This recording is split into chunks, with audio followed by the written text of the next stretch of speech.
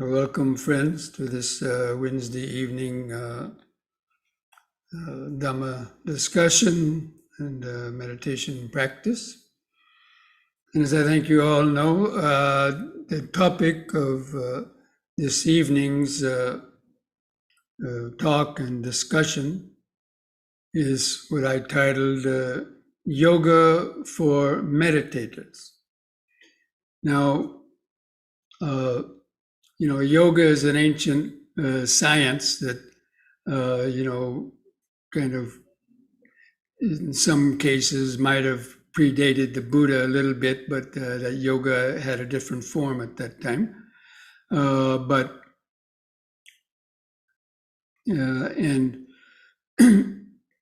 now in the modern day, yoga is, gaining a lot of popularity in the world, as well as Buddhist meditation. And also yesterday was World Yoga Day. They wanted to, that originated, I think, from the president of India, and he wanted to give recognition to the word yoga.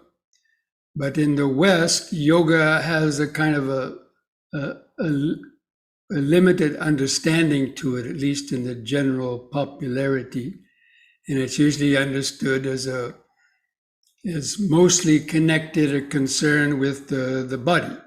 But of course, that was not the original intent of the people of Patanjali and others who created the system of yoga. And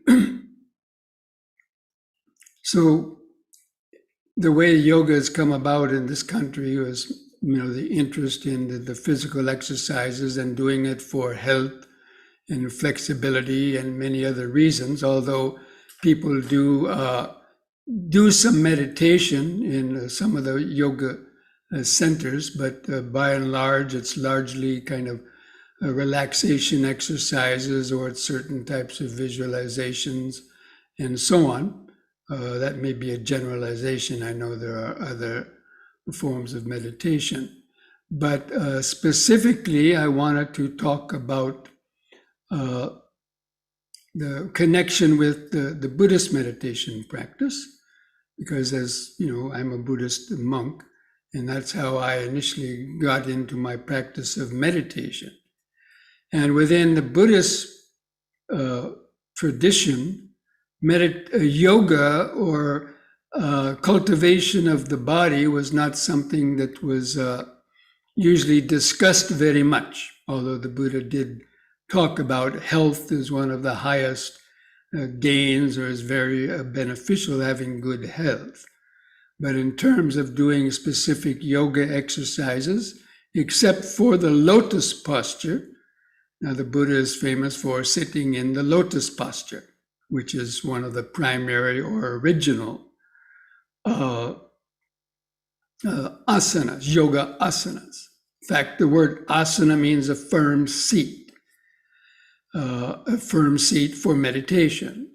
And it generally was regarded to being the lotus posture, or the half lotus posture, which was ideal for developing deeper states of meditation. Now, in Buddhism, the focus is on developing the mind. And, I actually started my practice of meditation and yoga about the same time. In my first meditation course back in 1972 in Nepal, I was practicing I was taking a course in Tibetan meditation, the Lam Rim 1-month meditation course. And they didn't teach any yoga exercise in that course, but during the breaks, I saw some people practicing yoga exercises. At that time, I didn't know what they were, but they were practicing exercises out behind the meditation tent. So I went and I observed them, and I asked them, what are you doing? And they said, practicing some yoga exercises. It helps us to meditate and, to stretch and to get more flexible. And so I thought, that might help me, because I was experiencing a lot of pain, and, I hadn't sat in a cross-legged position much because this was my first retreat. And so I was having a lot of pain and also some sleepiness, as most beginners have. But after practicing some of those yoga exercises, I noticed an improvement in my meditation.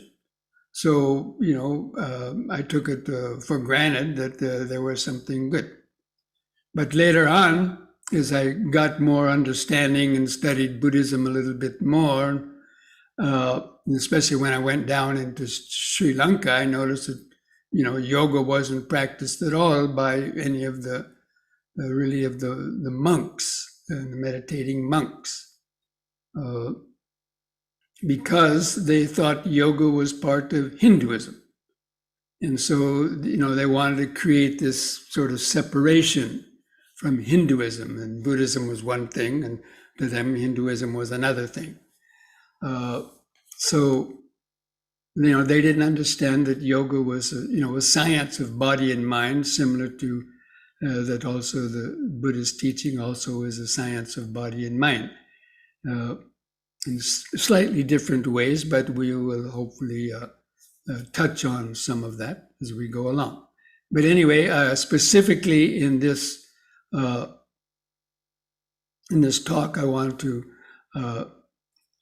tell how yoga was an integral part of the meditation. Actually, the word yoga itself meant meditation.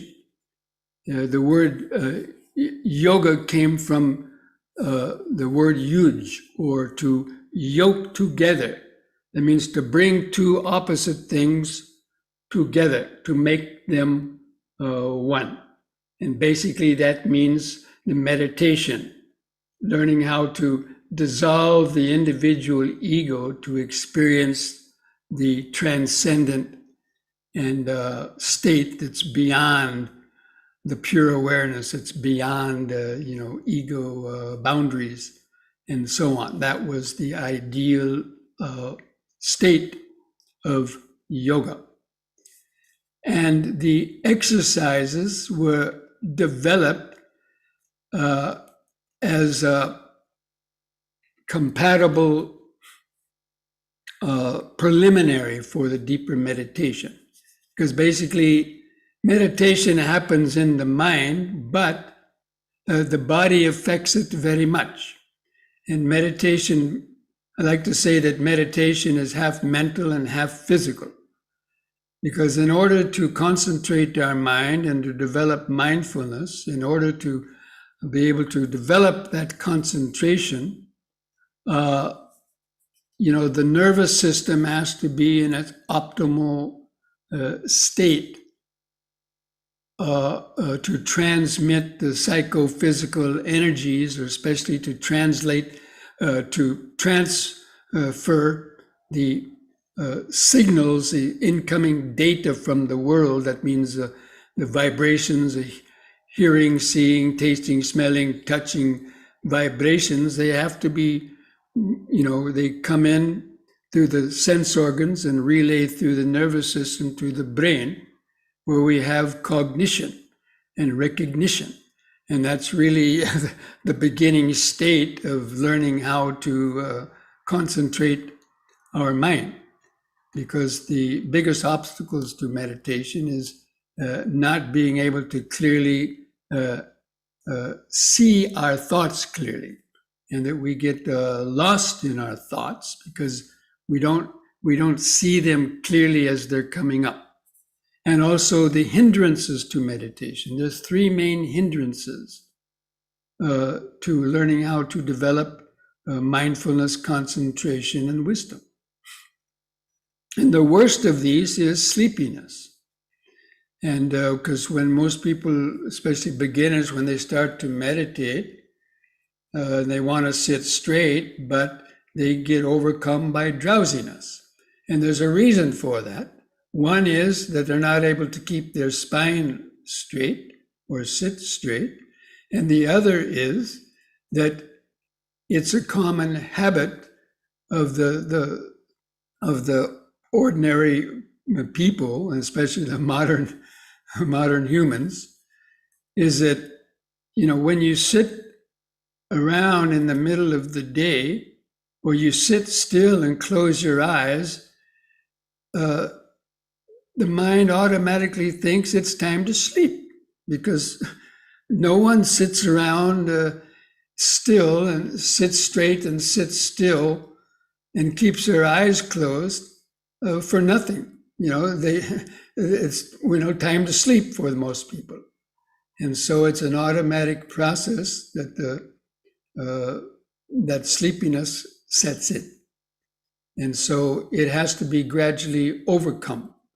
That automatic habit of wanting to go to sleep whenever you close your eyes, and especially if you're sitting still. So sleepiness is one of those hindrances that have to be overcome, because meditation is the opposite of being drowsy and sleepy. It's a wide awake state, an alert state, at least in its initial stages. And then the other hindrance to meditation is pain. And when we start to sit longer than 10 or 15 minutes, the average person, they start to get pains in various joints, their knees, their ankles, their shoulders, their back, lower back pain. And a lot of that is because people's bodies are out of shape, and they haven't done the proper exercises to keep the joints flexible, and also to have a good circulation, especially in the spine. They're not able to keep their back straight because they haven't exercised the muscles around their spine and their back in order to be able to resist the downward pull of gravity. Now, when we sit to meditate, gravity is always trying to pull us down, not only sitting, but even in standing or walking, and gravity is always trying to pull us down. So, but especially when you sit to meditate, we have this big head sitting on top of the spinal column. This is about the size of a 50-cent piece. And there's this big chin sticking out with nothing underneath to support it. So the first thing that happens when people try to meditate, they close the eyes, and then gravity grabs the chin and starts pulling it down. And when the chin comes down, that causes more weight to come forward, and it causes the body to start slouching, and it causes the shoulders to kind of cave in, and for the spinal column to start slouching. And that impedes the flow of prana, or the life force, or let's call it the psychophysical energies, anyway, or the neurons, anyway, the life force and awareness. So it impedes that flow of awareness, and then the mind goes half asleep because it's not able to reach the brain quickly. It gets sort of dammed up or slowed down. That's why we're slow. Our mind is slow in cognizing things. But anyway, these pains that arise in meditation, this is one of the second hindrances, is again the sleepiness, the first and the worst hindrance. The physical pain is the second hindrance. And the third one is just too many thoughts, incessant thinking. And that's because thoughts well up from the unconscious, and because we're not alert and centered in the body, we don't see our thoughts, and so they come up and they take over our whole mind. Before we know it, we're lost in thoughts, and we could be lost in our thoughts for 10 or 15 minutes, even a half an hour or longer, before we realize, oh my gosh, I was lost in thoughts. And that's because the mind is not awake and centered in the body. So those three hindrances primarily, those are the reasons, or one of the main reasons why while a yoga practice is taught or considered like a prerequisite, or at least a helpful aid in making the body a fit vehicle for the meditation to take place. And even in the Patanjali's yogic eightfold path, there's an eightfold path in yoga developed by Patanjali that's kind of similar to the Buddha's eightfold path, but there is some difference. And the first and the second one is observing sila and study. And the second, third, and fourth ones are asana and pranayama. That means taking a firm seat, having a firm seat to meditate in. And that was in the yogi's day usually regarded as either the full lotus or the half lotus, the cross-legged sitting position, because chairs are probably unheard of meditating back in 2,000 years ago. So anybody who's tried to sit in a cross-legged position knows that it's not easy if your joints are stiff. So that's why they practiced asana, and also to be able to sit straight. And then pranayama is regulating the life force. A lot of people call it breathing exercises, but it's actually regulating the life force. But the life force comes in with the breathing, so it's normally associated with the breathing, certain breathing rhythms. And so this was used as a sort of a preliminary stage for the practice of meditation. And then the fifth, sixth, seventh, and eighth stages of yoga was what is called pratyahara, jhana, samadhi, or dharana, pratyahara, dharana, samadhi,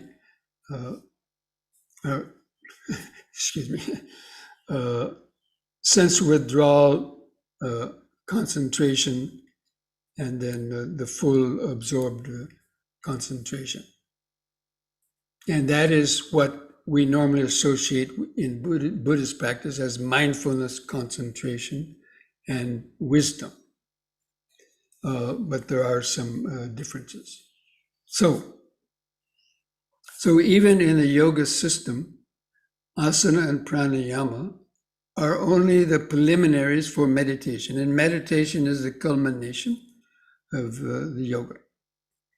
But as I already mentioned, yoga in this country is primarily in yoga centers and so on. The emphasis is on the body and just a minimal amount. Of course, I may be criticized this by yogis and say, "What do you mean?" But generally, if you ask the ordinary yoga practitioner, they might, at the end of the yoga session, they might do some yoga nidra, or they might do some other forms of relaxation. And they may do some meditation, like meditating on a candle flame. But I'm talking about, in this particular talk, about especially the using yoga for the Buddhist practice of meditation, which uses the body. And the first stage of Buddhist meditation is getting grounded and centered in the body. So any of you know the Buddhist practice of meditation, the way the Buddha taught meditation, and the four foundations of mindfulness. And the first was mindfulness of the body.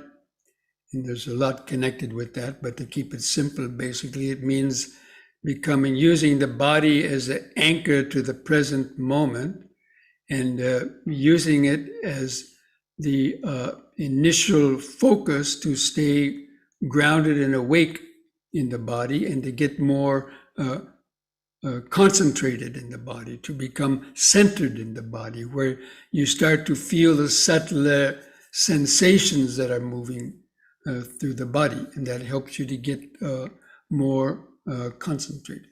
So especially for that, that's why I call this yoga for meditators.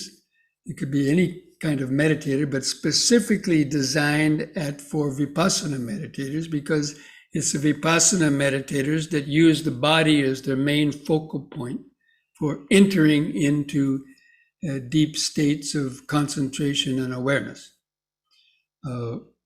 Because it's, first of all, you have to, and you use the breathing. The first aspect of mindfulness of the body is using the breath to sort of find the body and to feel the body. And then once you center, and the breathing is happening within the body, so as you focus on the breathing, you start to feel the subtler and subtler sensations within the body.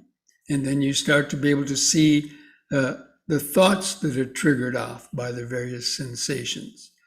And you're able to see then thoughts arising more clearly and earlier than you might have otherwise been able to see them. So especially with in the Buddhist meditation practice, and in the beginning, a lot of Buddhist meditators, they think meditation is just a mental practice. But then when they start to meditate, they encounter these hindrances. And then, then many of them, start to take up the practice of yoga. Or it could be some other forms too, like in the Tai Chi, the practice of Tai Chi and Qigong are probably equally good physical, mental disciplines that can help to achieve that same state of deep body-centered awareness. But in my own particular case, I started with the yoga, and I found that to be very helpful. So I never really got into working with Tai Chi because I didn't feel it was necessary. And the yoga gave me all the flexibility and the connection with the subtler energies to accomplish, the stages of a deeper meditation. So anyway, so, the mindfulness of breathing is one of the important objects of the meditation in the Buddhist practice, and especially of, when you read the Buddha's instructions, it was usually the mindfulness of the breathing. And because the breathing is always occurring and is something that's naturally occurring in the body all the time. And so the Buddha chose that as the natural focal point, again, for getting to the body. But a lot of people have difficulty feeling the breath because their breathing has become very sort of short and shallow because of not sitting straight most of the time, and also because of emotional blocks and so on. And also because we haven't been trained, no one has ever taught us to do deep, slow breathing or develop deeper breathing, unless you're, a singer or some person who is using more of their lungs. But generally, even doctors hardly ever mention the fact of, specifically developing the ability to take deeper, slower breaths. Because the rate of breathing and our thoughts are connected. The quicker you breathe, the more active our mind is, because our mind and thinking requires a lot of oxygen to supply it, to function. So because we only take a shallow breath normally, we have to breathe quicker in order to get enough oxygen to supply the mind and the body with enough oxygen to maintain it in a more or less optimal state. So most people have short and shallow breathing. And so therefore, when they try to meditate without regulating the breathing, they find it very difficult to feel it because it's so subtle. And so a lot of times they get frustrated, especially if they're trying to feel the touch of air at the tip of their nose. That's even a more subtler vibration. And so anyway, the developing of the deep, slow breathing is a very useful practice.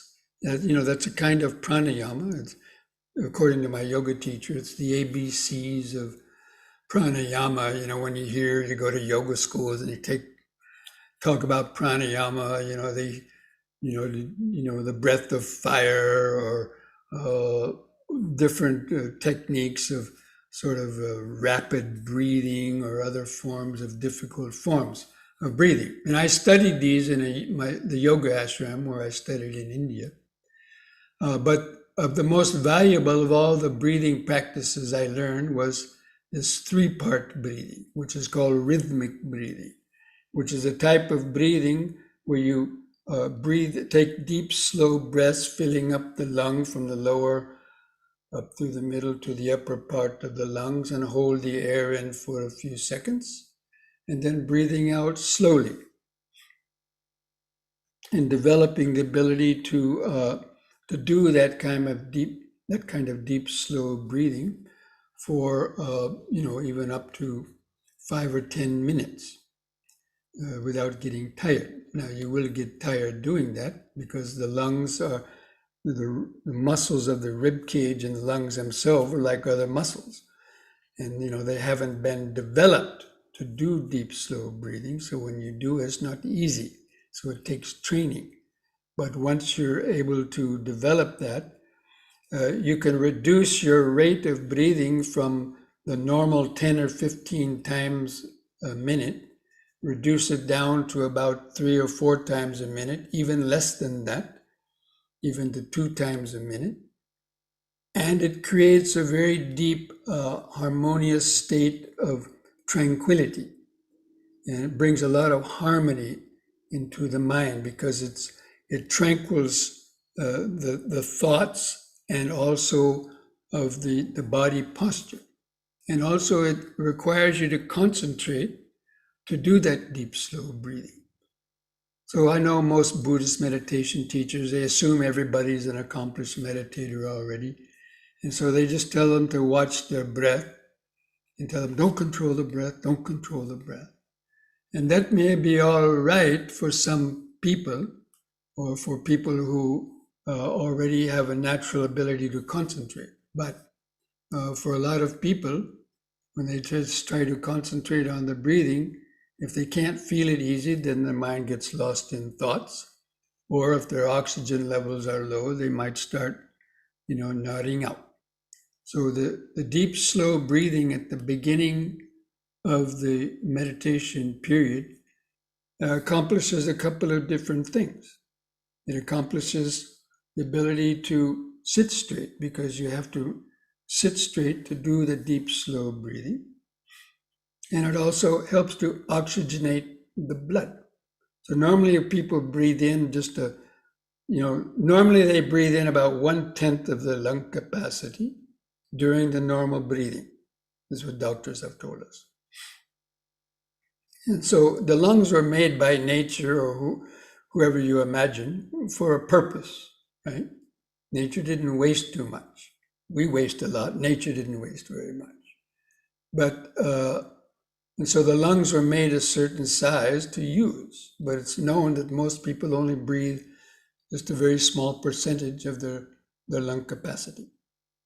And that's why most people's bodies are half starved of oxygen, and that could be a contributing factor to a lot of problems that people have with their body, aches and pains, and also the various organs of the body not getting the required oxygen.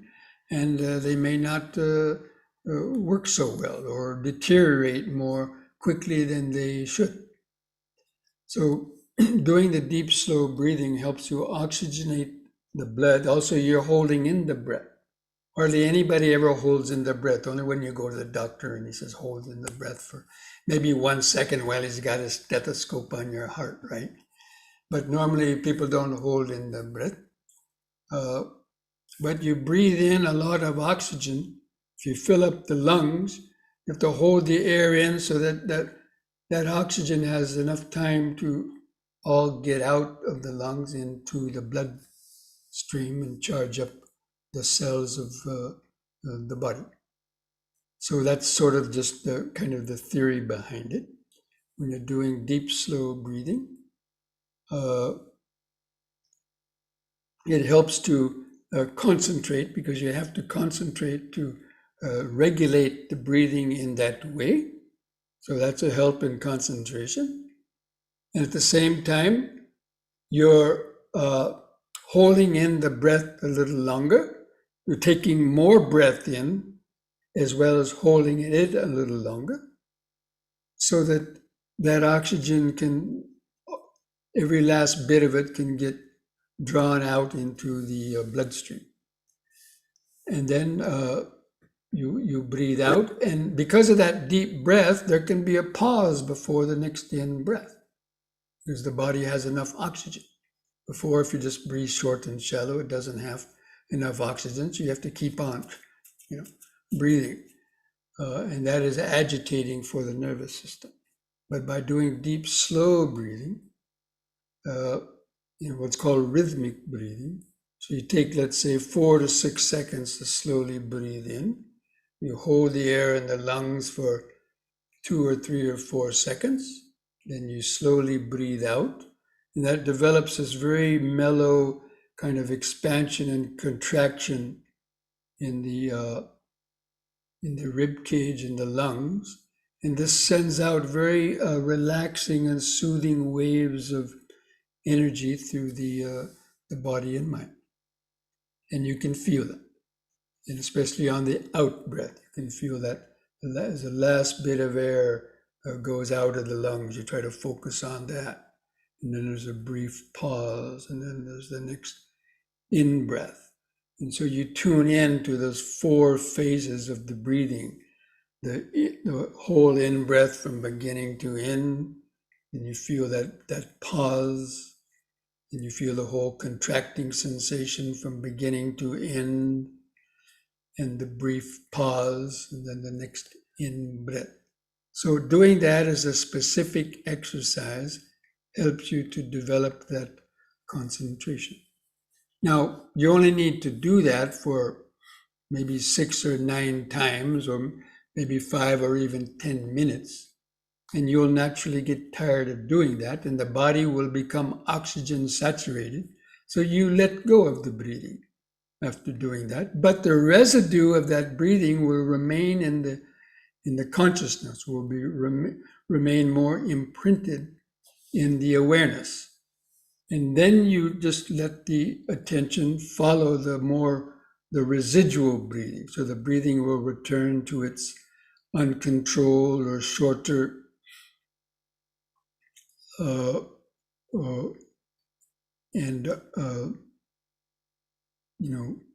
irregular rhythm. So you're no longer regulating it. But the mind, because of that initial focus in feeling those sensations, it's able to stay there longer.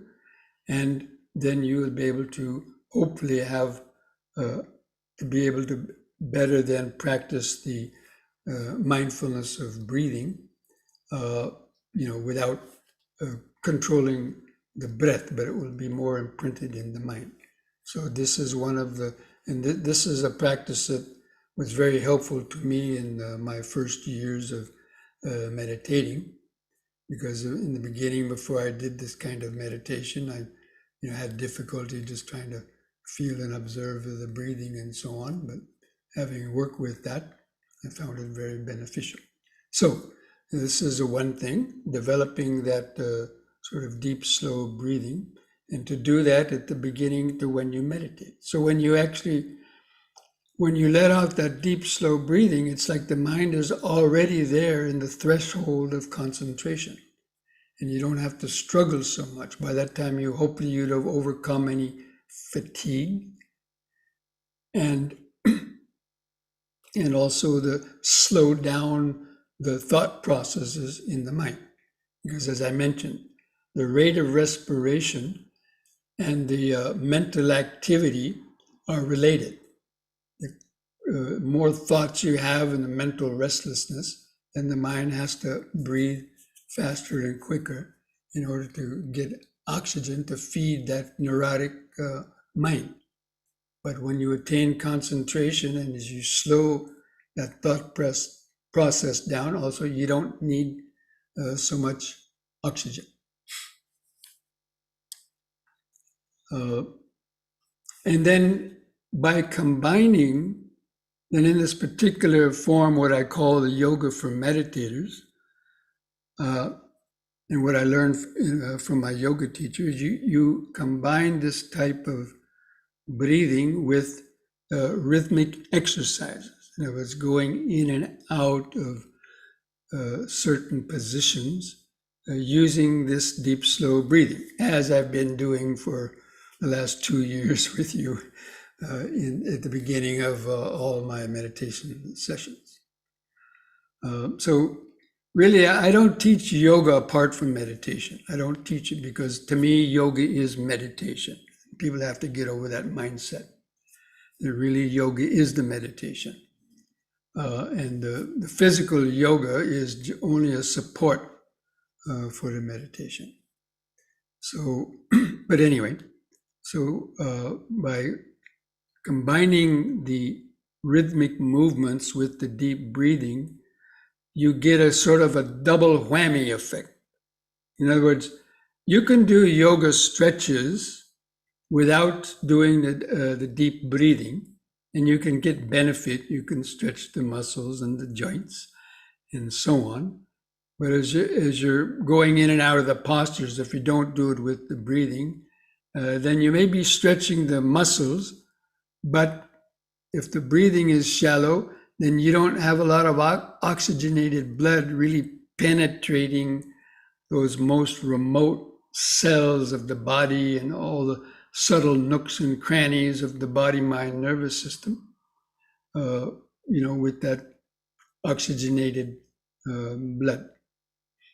And if you do the breathing without the stretching, you may be getting the benefits of the deep breathing. But if you're doing deep breathing and the muscles are compacted or they're not being stretched, then you don't get that benefit of that oxygenated blood also going in and permeating the joints and so on. But when you coordinate the deep breathing with the movements, that's where you do a certain movement while breathing in, a stretch, you hold that position for a few moments, and then you return to the starting point on the out breath. And then you repeat each movement 3 times with that kind of rhythmic breathing and trying to coordinate the movement with the breathing. And that way, that develops a very strong current of energy up and down through the body as you're doing these various movements. And we're going to be going over some of them shortly before our meditation.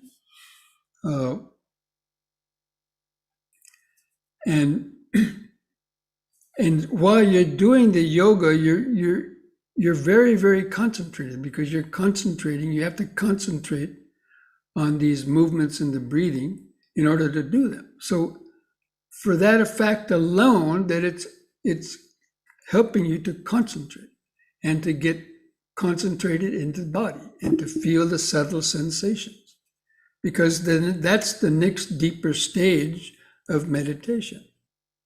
So the whole time that you could do a 30-minute period of meditation using this rhythmic breathing and going in and out of the exercises.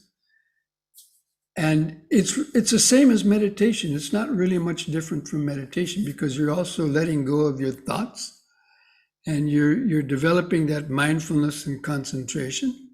And so it's really not different from meditation. But when you finish that we'll call it a yoga session, but I call it a meditation session.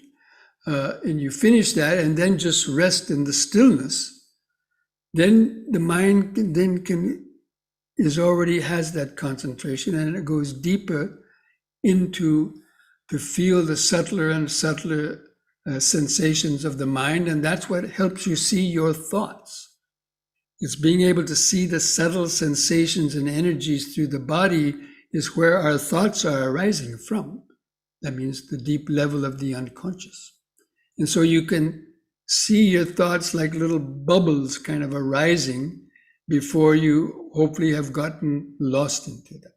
So that's really the whole point. The whole point, or one of the main points of doing the yoga with the meditation, is gaining that subtlety and that centeredness in the body so that you can see the sensations and the thoughts or any emotional things that are coming up. You can see them from a more detached viewpoint. And when they're still kind of just weak, when they're just starting to come up, you see it, anger is arising now, or sadness is arising now. You can kind of label those mental states before the mind has kind of gotten carried away by them. And so that's one of the most beneficial aspects of that. We use the body to be able to bring our attention down to the subtle level where our thoughts are occurring, so that we can let go of the thoughts and therefore remain centered and grounded in the present moment longer and longer and longer until we attain the jhana. That means the concentration. And that means where the 5 hindrances have been overcome and the mind is resting in that state of present moment awareness without any of the 5 hindrances or any hindrances arising. And we have, or then we're at the threshold of being able to clearly and easily practice the vipassana and the insight meditation.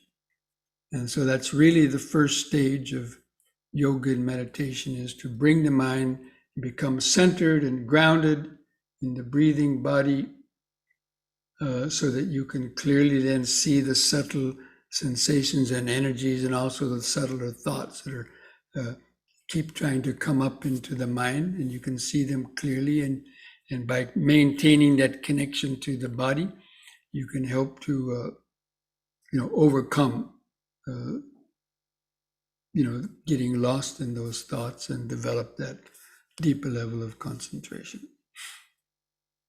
So there's a lot more that could be said for this topic. But again, as I mentioned specifically, I'm giving this topic specifically for people practicing the Buddhist meditation, or who want to practice Buddhist meditation, and seeing how the yoga is very uniquely suited and a complementary practice, because getting centered in the body is the first deeper stage of meditation. And so yoga helps to do that. And so it, and then of course it helps you to sit longer too, by developing more flexibility. And the longer that you can sit without pain, then your concentration can get deeper and deeper and deeper. But most people bail out when the pain gets too much, or they have these hindrances, and largely it's because the body is still a hindrance in that regard. So I want to sort of finish up this talk, and now see if there's any questions that anybody might have about this specific talk about how the yoga helps to develop the meditation practice, and specifically the mindfulness and vipassana method of meditation, because that's what uses the body and sensations more predominantly than, let's say, other forms of concentration, or using different objects for the developing concentration. Okay? So, let's see. one chat in here.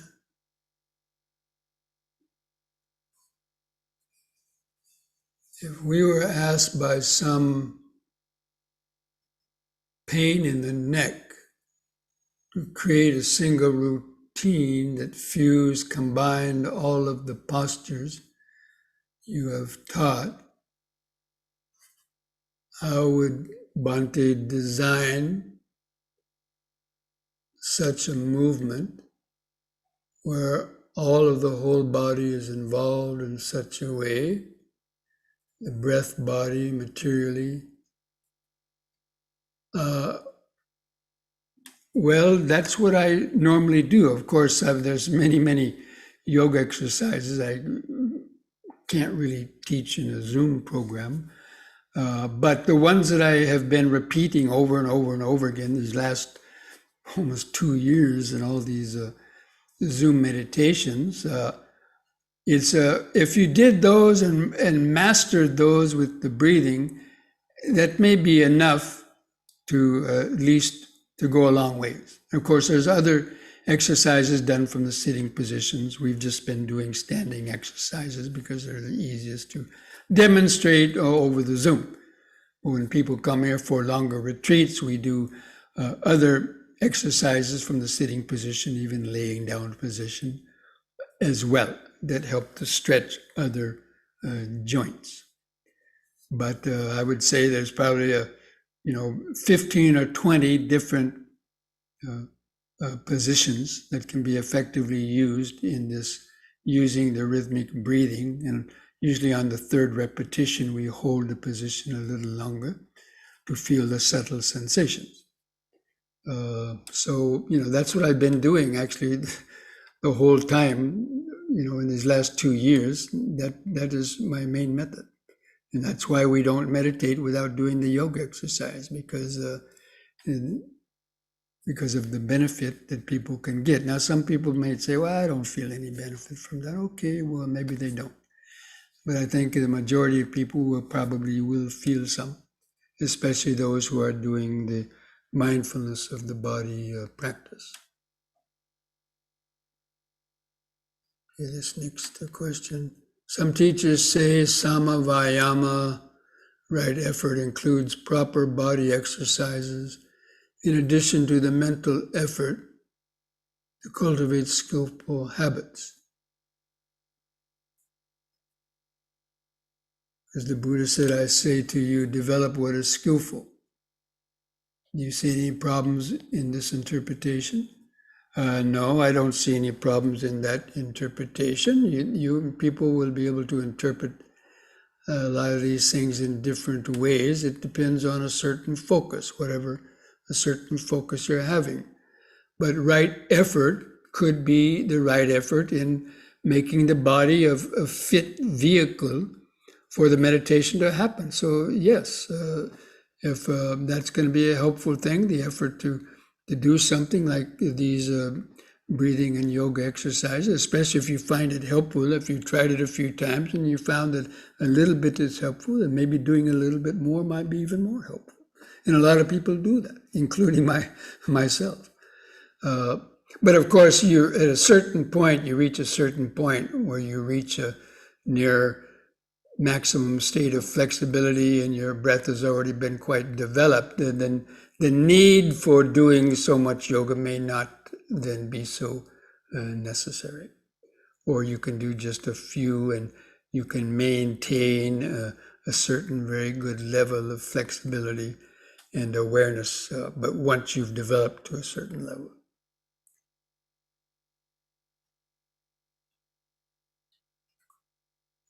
Okay, here's this question about Kasina meditation. Kasina meditation is something that's mentioned really in the Visuddhimagga. The Buddha, you don't really mention the Buddha mentioning Kasina meditations very much. This is something that's been popularized by teachers who are practicing or reading Visuddhimagga and so on.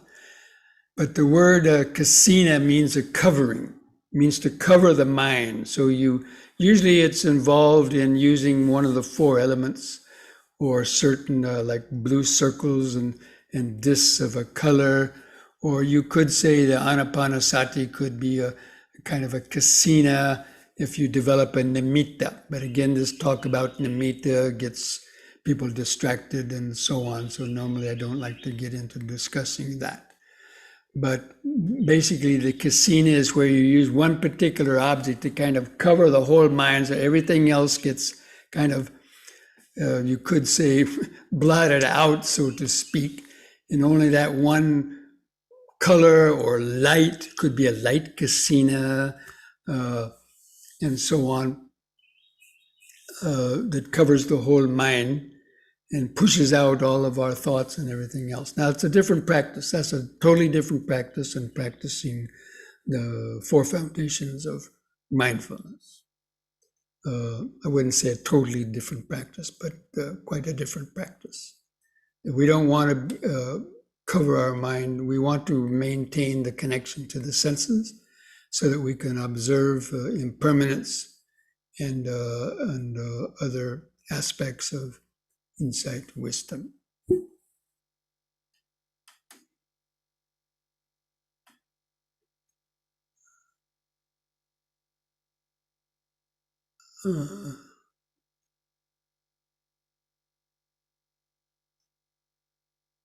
So this person says that when she does yoga, I guess in some classes she takes,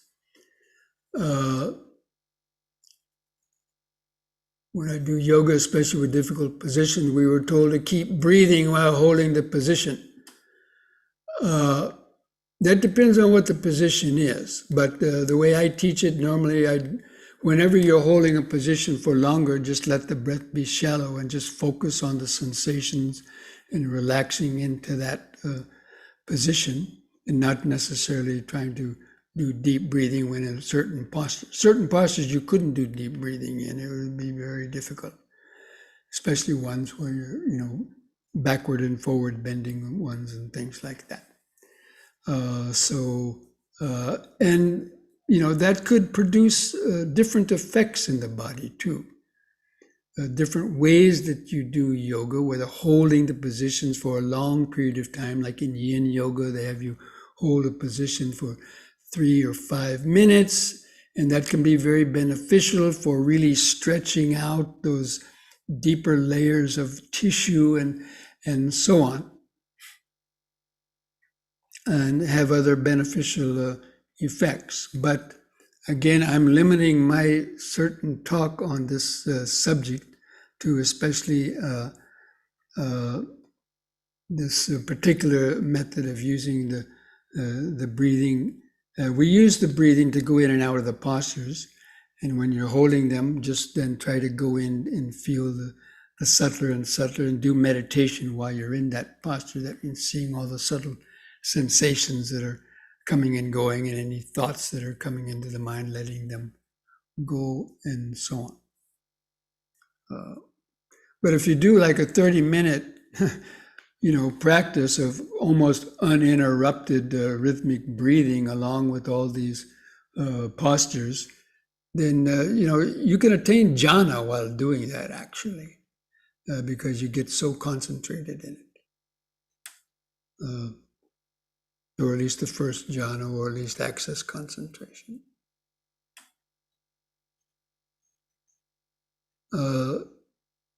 Okay, this last question here. How many counts should one take for the breath in and out? Well, you have to gradually build up the ability to take a deep breath.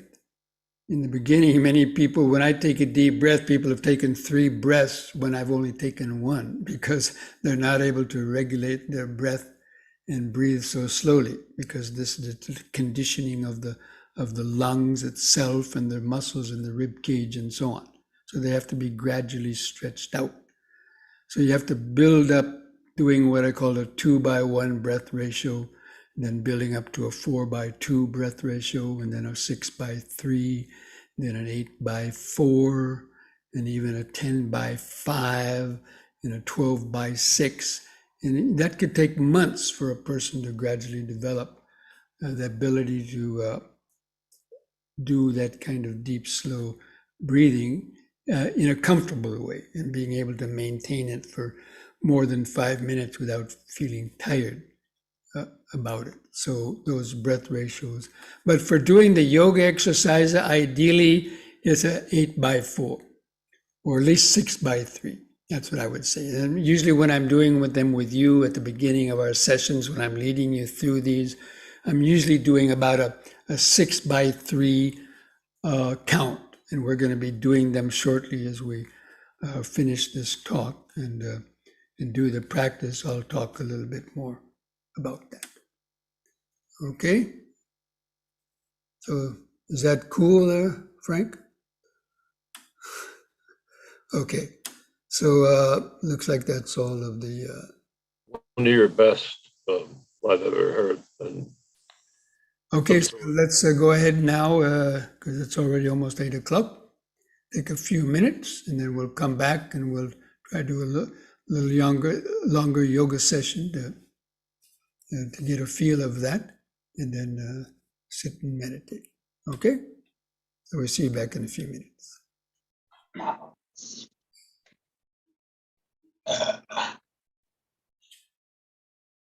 Now I want to briefly go over the 3-part breathing. I hope you can hear me now. I want to go over the 3-part breathing that I was discussing in the talk. And that means learning how to draw the air from the lower part of the lung up to the middle to the upper part of the chest, especially to feel that expansion in the upper part of the chest, and then to hold the air in the lungs for a couple of seconds and then slowly breathe out. So you can follow my hand movements.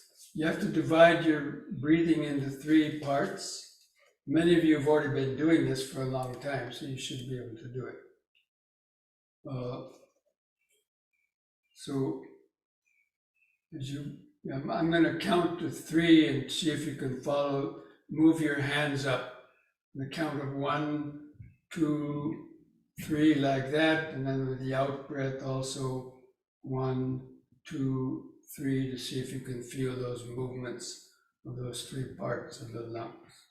Okay, so we'll go ahead and start breathing in the lower lung. In breath, 1, 2, 3. Hold the breath. And the out breath, 1, 2, 3. Extend breath, 1, 2, 3. Out breath, 1, 2, 3. In breath, 1, 2, 3. Hold out breath, 1, 2, 3. Now do that on your own a few times. See if you can do that 3-part breathing. So hold the air in the lungs for 2 seconds. Slowly breathe out. Feel the last bit of air go out of the lung. In.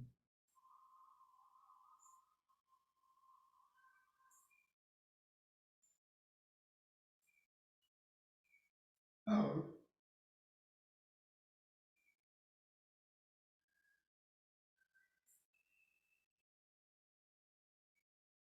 In.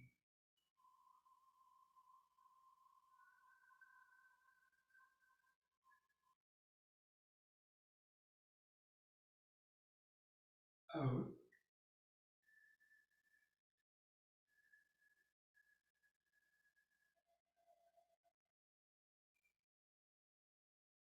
In.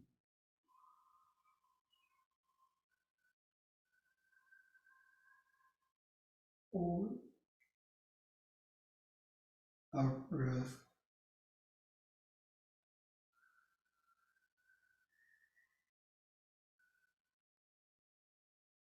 And now just relax. Just feel the body, feel the effects of that in your body and mind. Just mentally remind yourself of standing,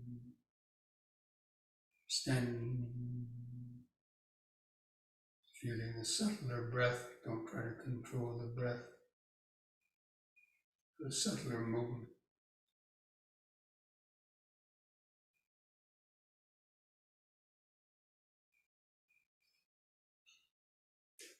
Okay, now we're going to combine this breathing with the movements that we've done before. Most of you are familiar with these. So we're going to do the deep, slow breathing again.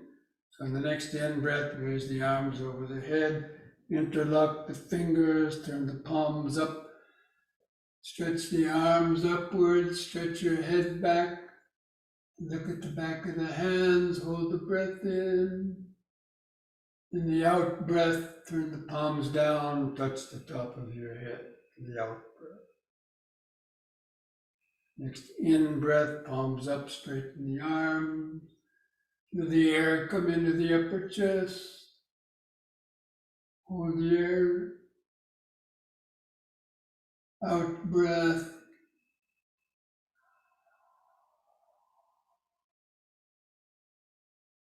Third time, hold the upward stretch longer. Bend backwards a little bit. Hold the air in the lung.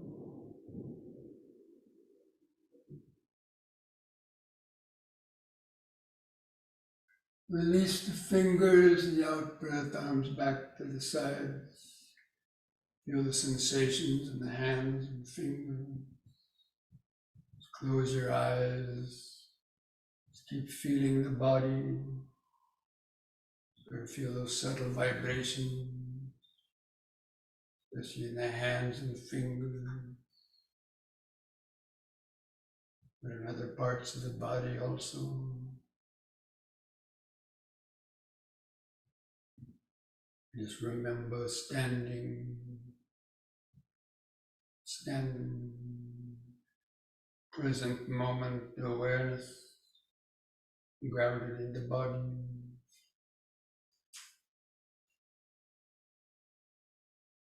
Now the next in breath, push up on the toes and raise the arms over the head in this way, facing the hands toward each other, and stretch up. Hold the breath. Out breath, come back down.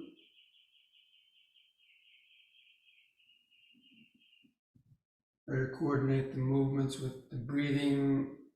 Let the breath help lift up the body. In breath.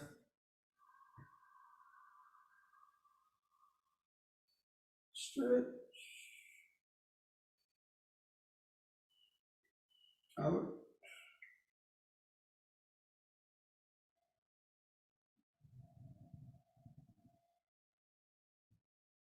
Once more, in.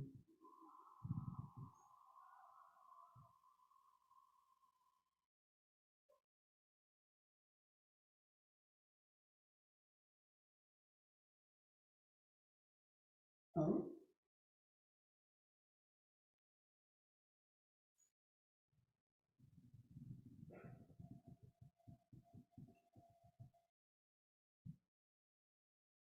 Feel the whole body in subtle sensation. Letting go of your thought. Remind yourself of standing.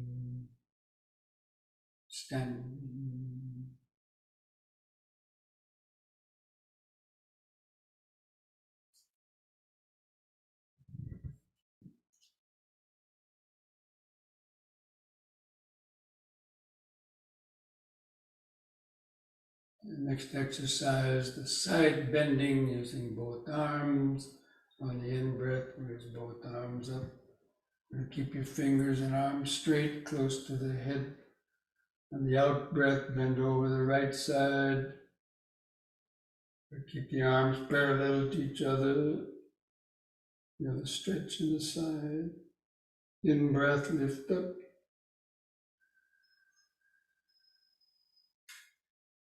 And the other side, out breath.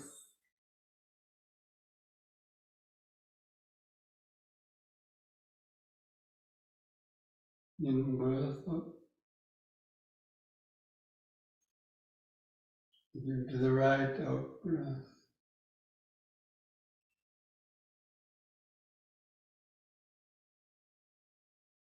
In.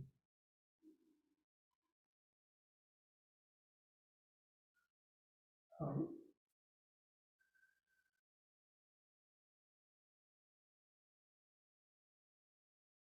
In.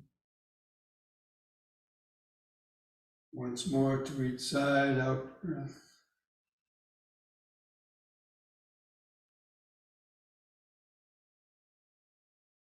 In.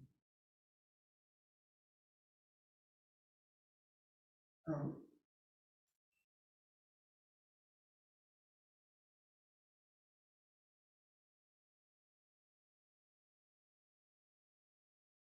And the out breath, lower both arms. Close the eyes, feel the whole body, especially the hands and fingers. Moving the arms up and down so much generates a powerful flow. Blood and prana in the hands and fingers. Feel that increased pulsation. Helps you to stay focused in the body.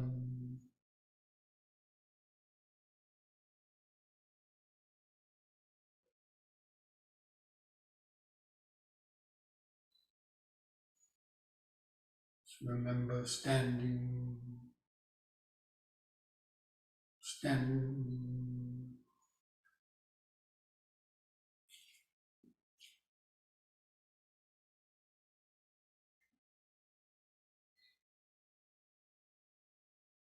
And next we'll do the knee bending. On the in-breath, lift up on the toes, raise the arms up front for balance.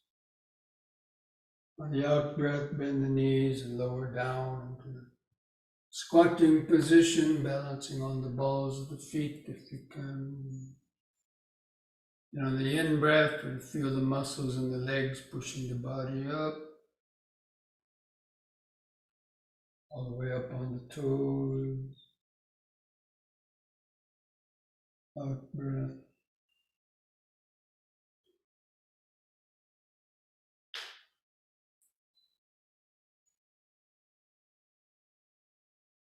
In.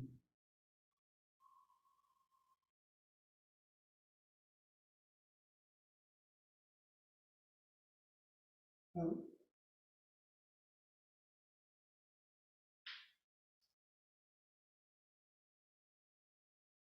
Stay down a little longer.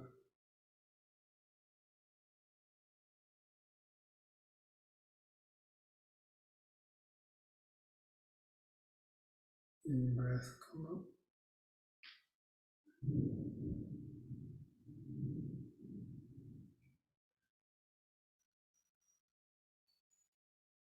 The out-breath, relax. Feel the increased heart beating, the pulsations.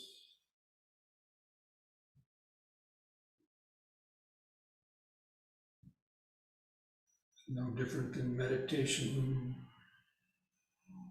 letting go of your thoughts, staying grounded in the present moment of the body.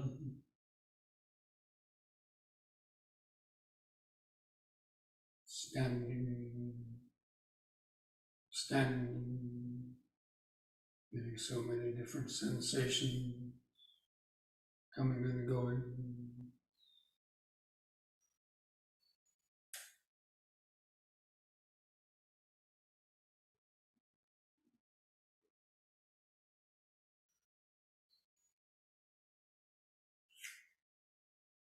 Spread the feet apart, about 3 feet, wider the better. Hold the arms out at the side. We'll do twisting from right to left. Breathe in. On the out breath, twist to the right. Keep your eyes focused on the hand going back.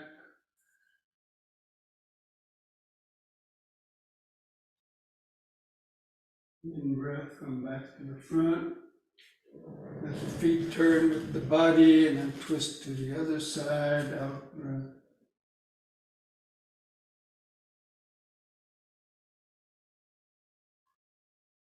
In breath, front. And to the right, out breath.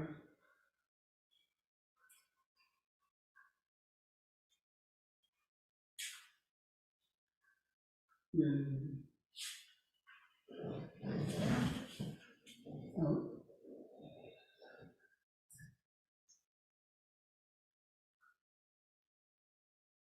In. Once more to each side.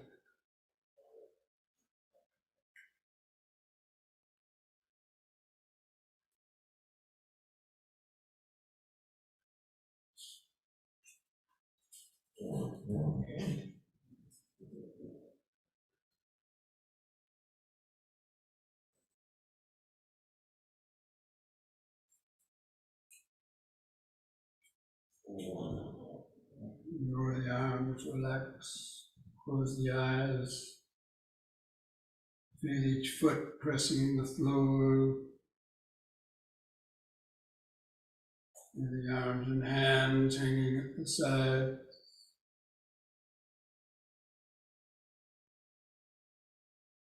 Feel the clothing touching the skin in different places.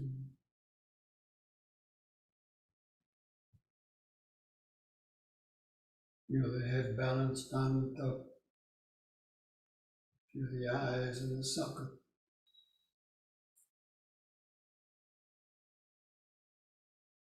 And mentally feel that outline of the whole body.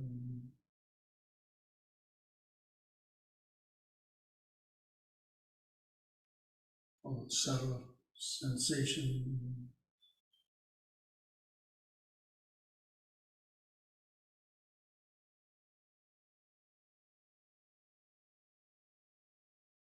Now bring the feet together, standing straight, the head turning from right to left. In breath, turn the head to the right, and look over your right shoulder. The out breath, turn 180 degrees back to the left, and look over the left shoulder.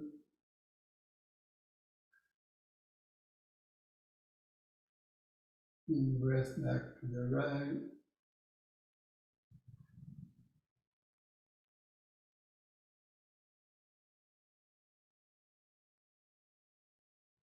Out breath left.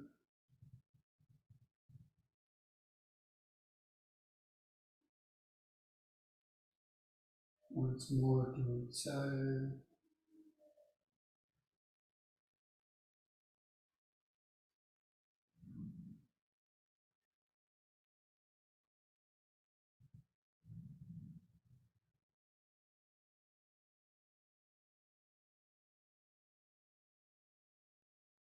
In the in breath, let the head stop in the center.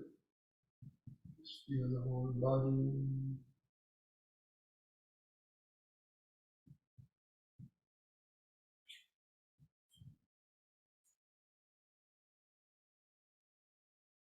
Feel subtle vibration. Remember standing. Standing.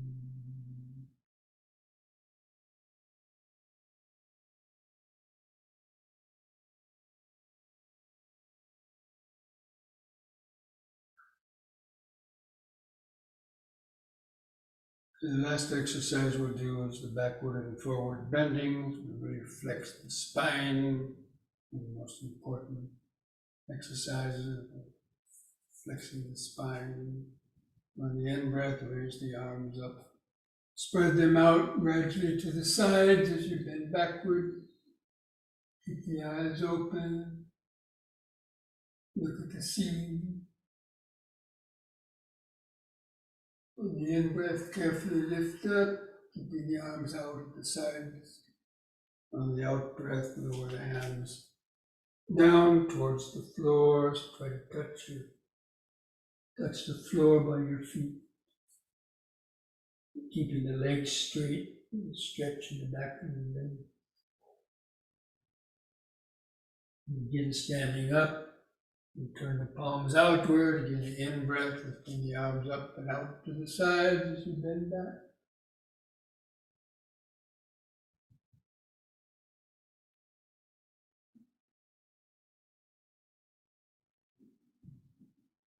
In breath, lift up. In out breath, hands down towards the floor.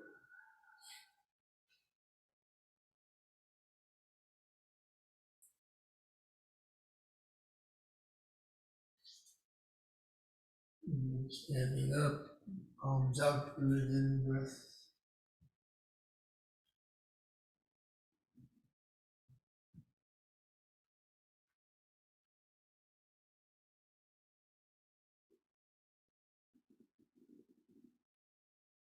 Out breath, downward stretch. Hold the downward stretch a little longer. And a stretch in the back of the legs.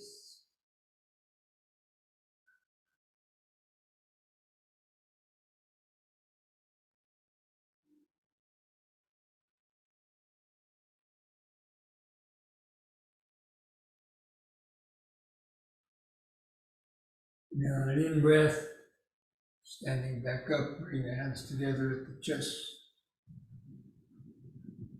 And the out breath back to the sides. Feel the whole body.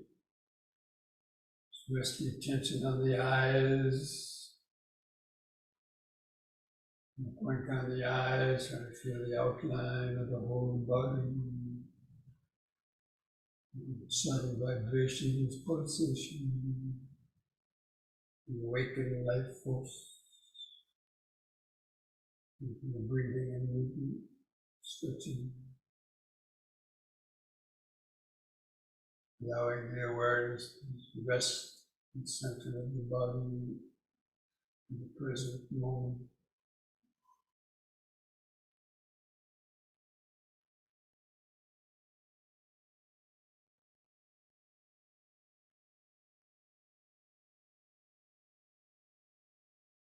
Aware of any subtle thoughts moving through the back of the mind, or any urges arising.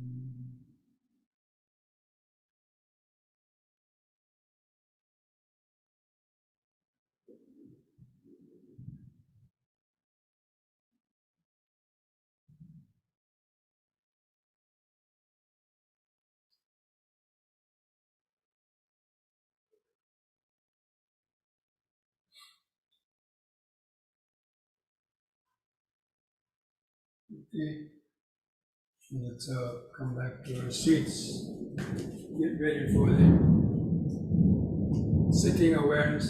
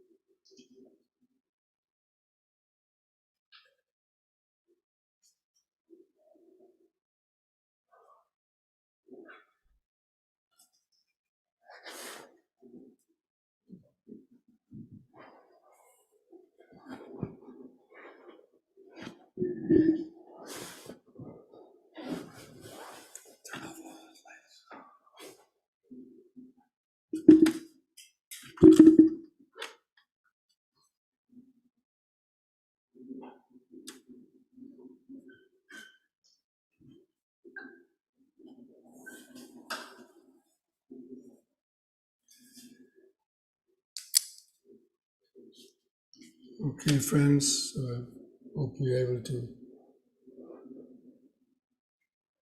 feel some effects of the breathing and the exercises or whatever connection to the body, centeredness in the body. Just try to tune back into that as you sit straight.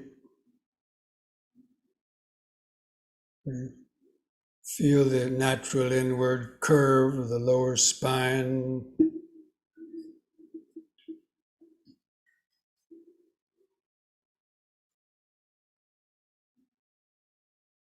And try to gently straighten up the spine, the back, align the back of the head, and the spine in a straight line.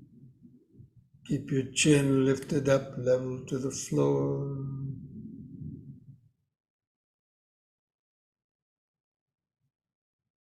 Try to find the center of gravity of the head and spine over the hip.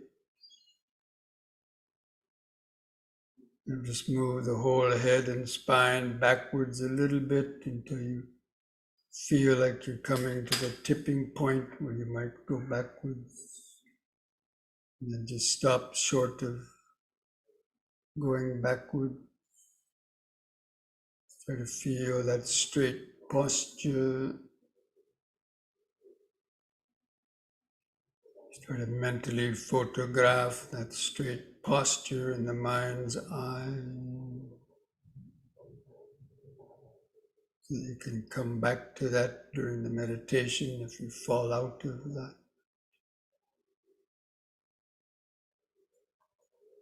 Just try to feel that outline of the whole body.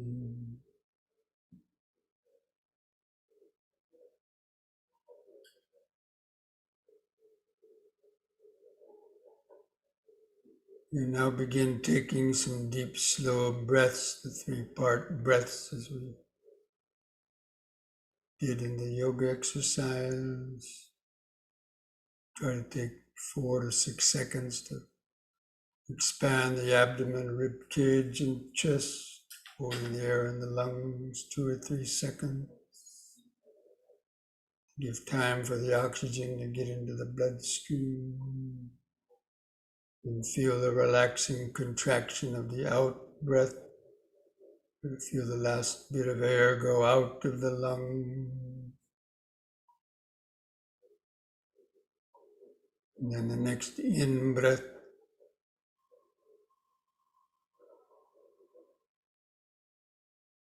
Hold the air in a couple seconds. And the out breath.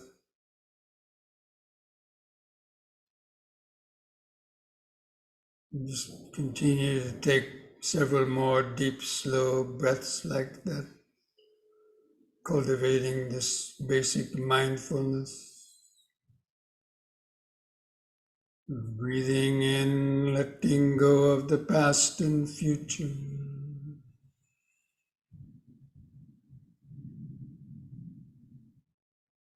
Breathing out, sitting here and now.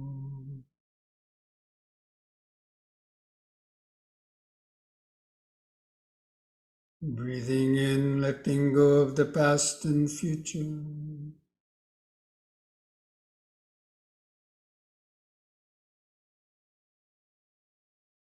Breathing out, sitting here and now.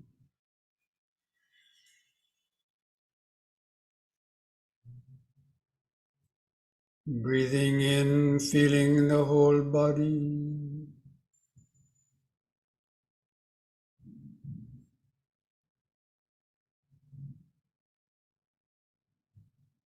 Breathing out, feeling the whole body.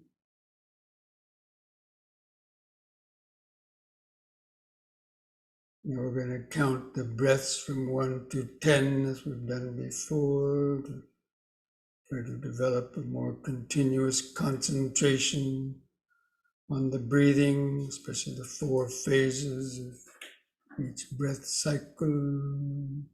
Try to continue to take the deeper breaths if you can. With the next expanding in breath, mentally count to 1.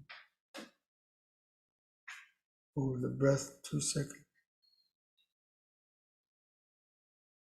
With the contracting out breath, also count to 1. Feeling the last bit of air go out.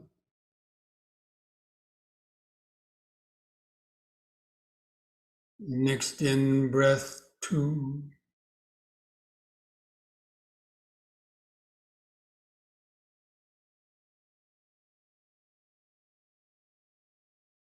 Out breath 2.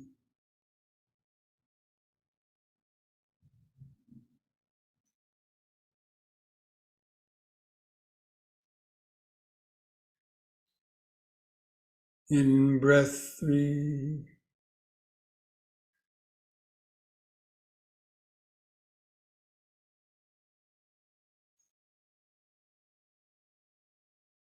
Out breath 3.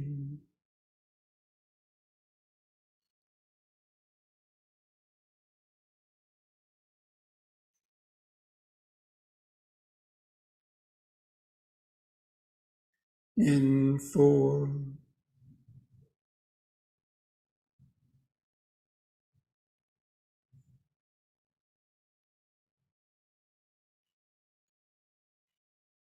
Out 4.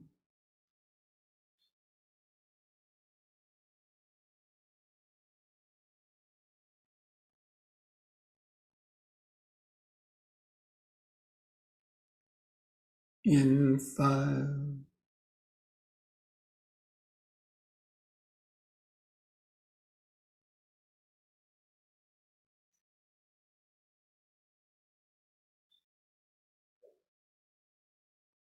Out 5.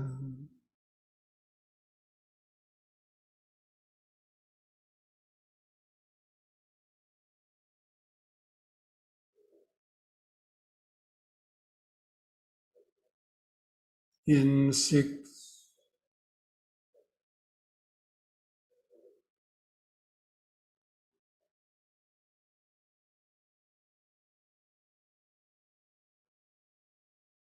Out 6.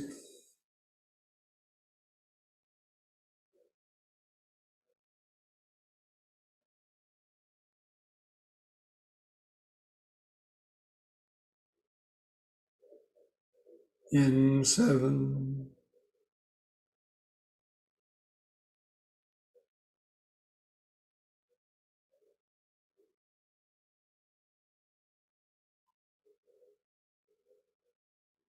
Out 7.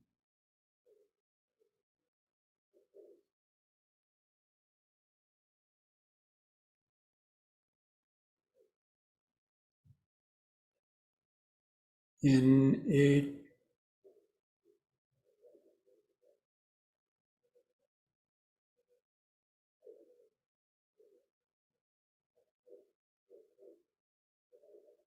Out 8.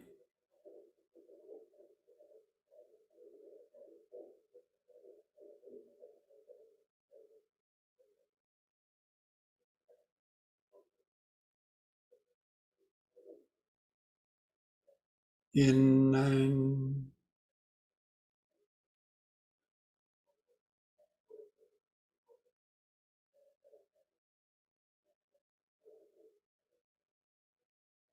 Out 9.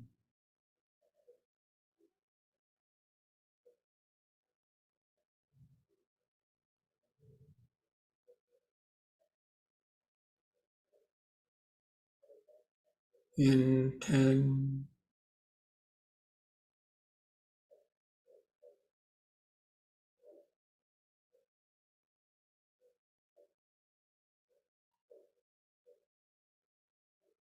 Out 10.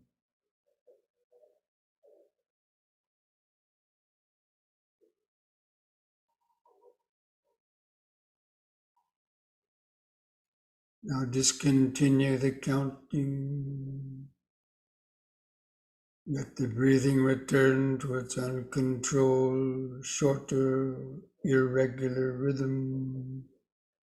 And continue to feel it. Keep the attention focused there in the center of the body.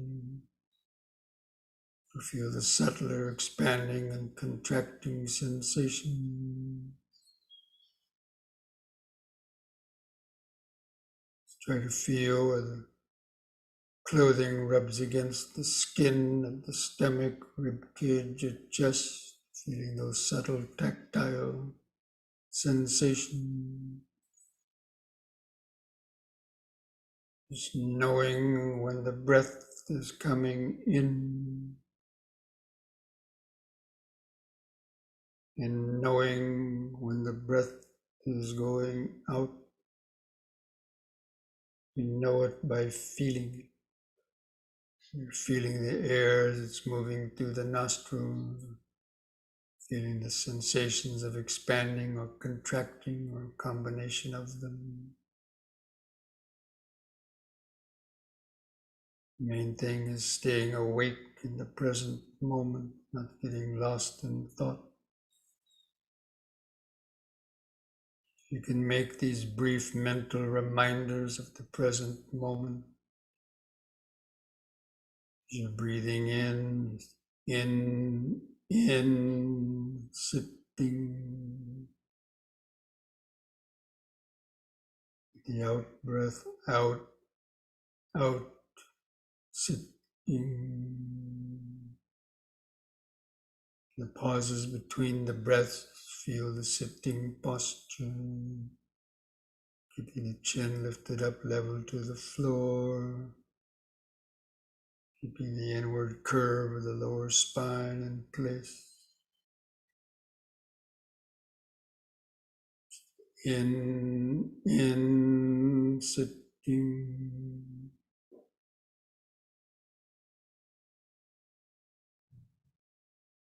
Out, sitting. The 4 phases of each breath cycle. The expanding in breath and the brief pause. The contracting out breath and the brief pause.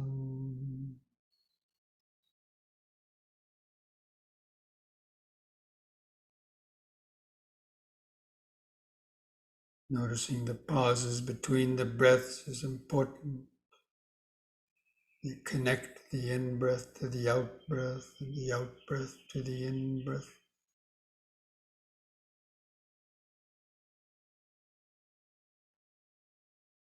Usually our mind wanders away during the pauses. No one ever told us to feel the pauses.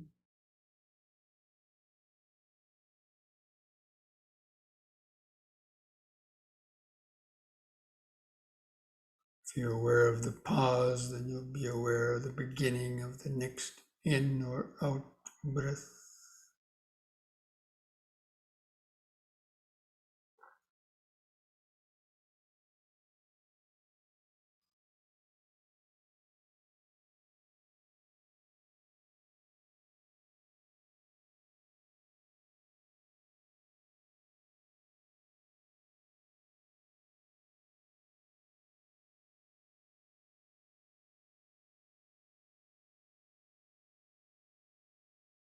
So to have the feeling of being a scientist sitting in the laboratory, looking down through the microscope.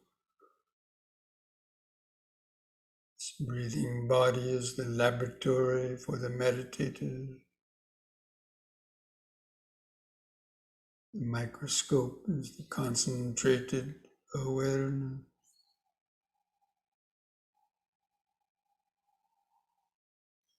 The specimen you're observing is the breathing process.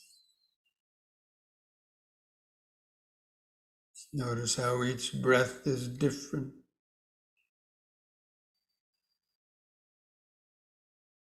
Sometimes longer, sometimes shorter.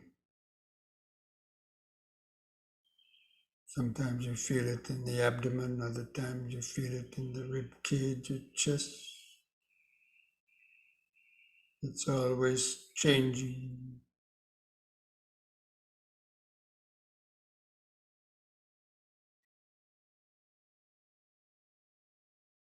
During the brief pauses, or to feel the outline of the sitting body, the subtle vibration.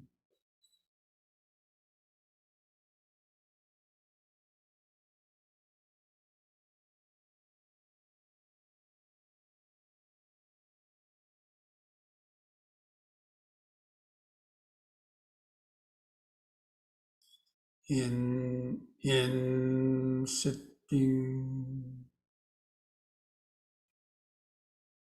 out, out, sitting, breath by breath, moment by moment. Just letting the thoughts come and go in the back of the mind. Keeping the subtle sensations of the breathing process in the front of the awareness.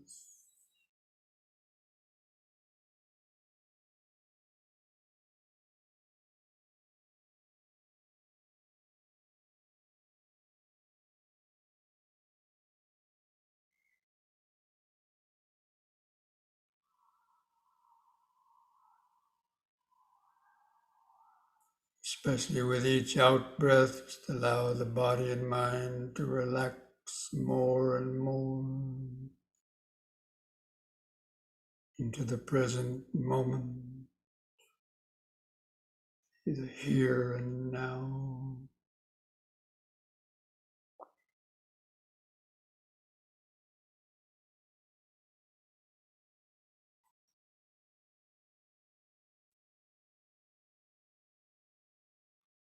Just try to feel how this breathing process is coming and going within this larger sitting body.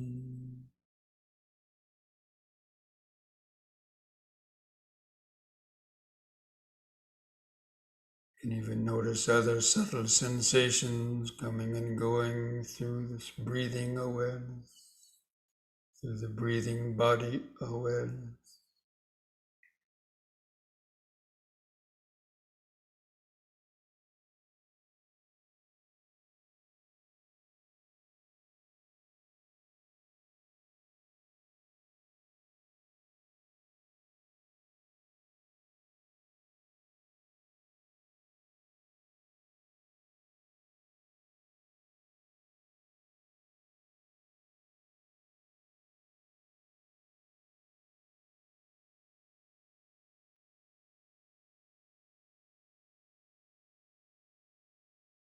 Just turn up the power of the mental microscope.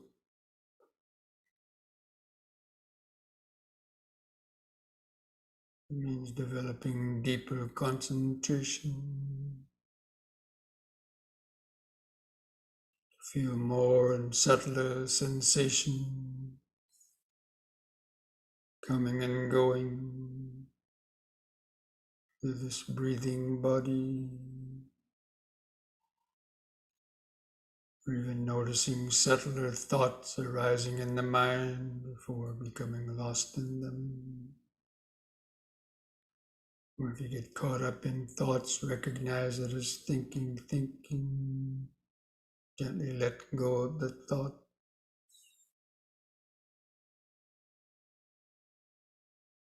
Just keep coming back to maintaining that connection in sitting, out, sitting.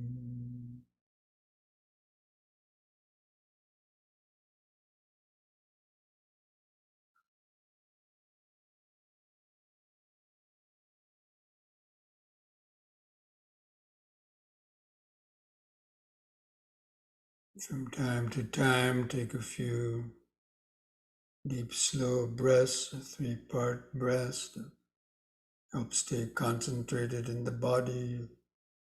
Too many thoughts are arising.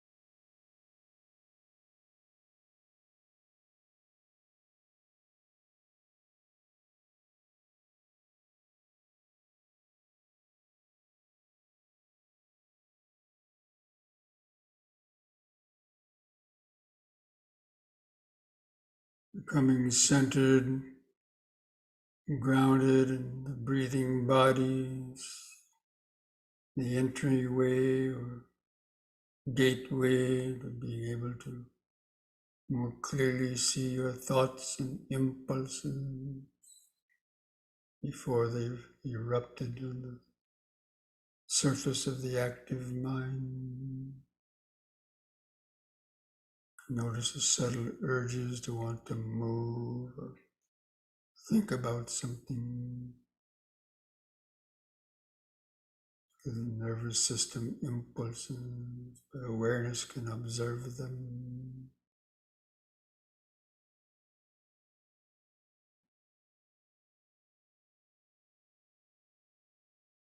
Just maintaining that connection to the breathing body. This breathing body is the natural connection to the subtle awareness, the present moment, subtle flow of awareness.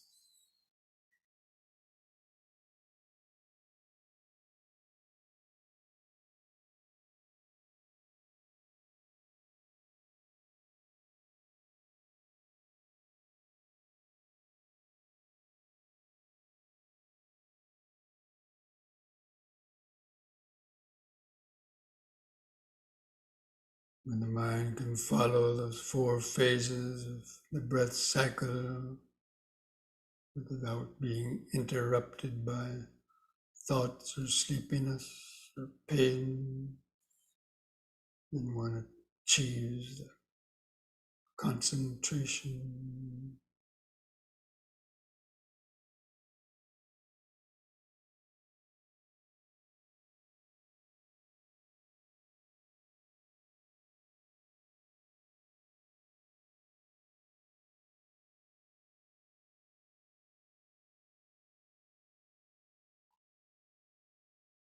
Vitaka and vichara, the jhana factors, are simply being able, is that applied and sustained attention to the breathing.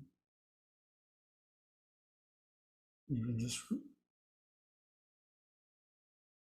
repeating those words in, sitting, out, out, sitting. It's also applied and sustained thought. the present moment.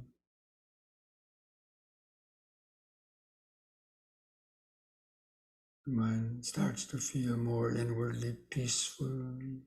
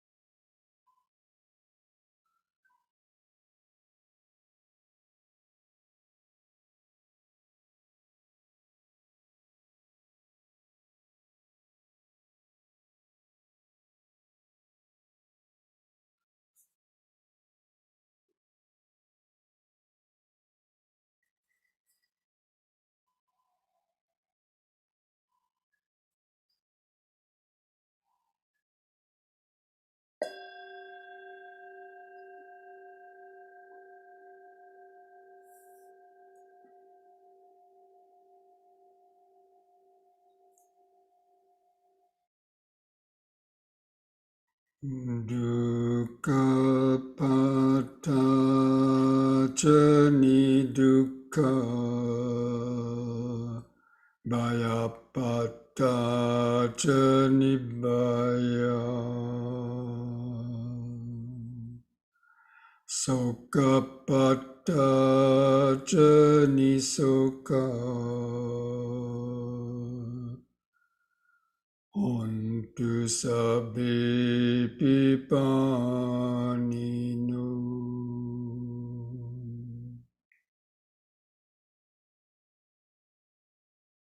May the suffering be free from suffering. May the fear struck be free from fear. May the grieving be free from grief. In this way may all beings live with mindfulness and wisdom, connected to the breathing body.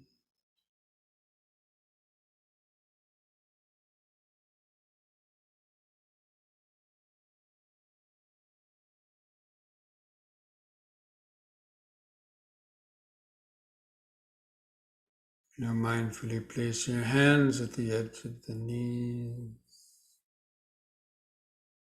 And take one more deep, slow breath, stretching the head back, pulling against the hands against the knees to arch your spine.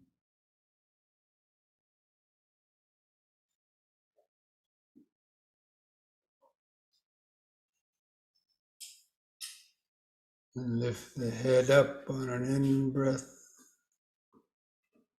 and relax on the out-breath. Put a smile on your face.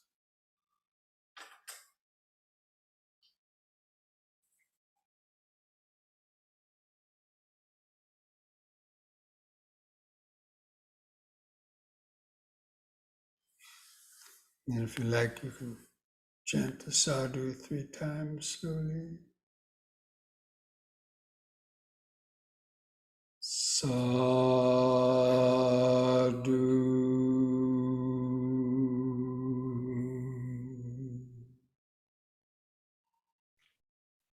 Sadhu.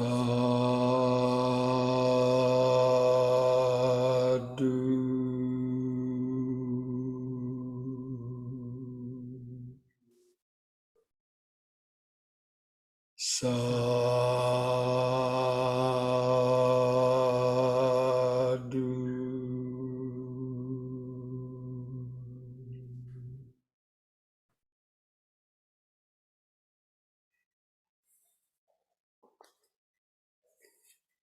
Okay, friends, so I hope you had a peaceful meditation. I hope you're able to have some good experience with being grounded and centered in the body. And,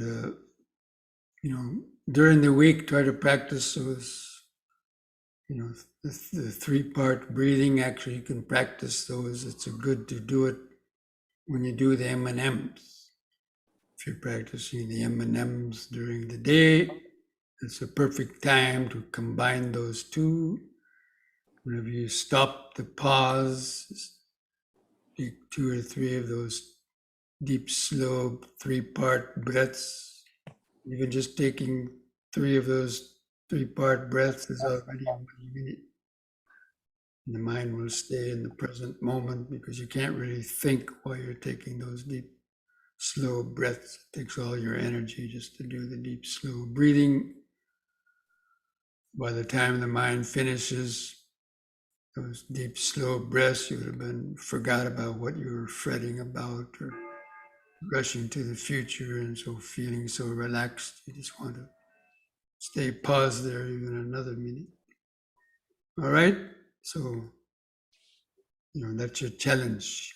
See if you try to practice that and you get the benefit of that, because that would be one of the most easiest and direct and available types of practices you can really do. It has a lot of beneficial effects. Doing those M&Ms every hour, especially try to coordinate it with doing those 3-part breaths. And every time you sit to meditate, try to do at least several of those stretching exercises before you sit to meditate. All right? Yes, sir, Bhante. Think you can do that? Don't do it for me, do it for you. Okay? So we'll see you again, maybe. next week. Okay? So until then, Thank you, Bhante. Happy Baba. mindfulness a day keeps Sadhu. away. Sadhu, sadhu, sadhu. Sadhu, sadhu. Thank you, Bhante. Thank you, Bhante. Thank you, Bhante. Thank you, Bhante. Thank you, Bhante. Thank Namo. you, Sadhu, Bhante. Sadhu, sadhu, sadhu. sadhu, sadhu.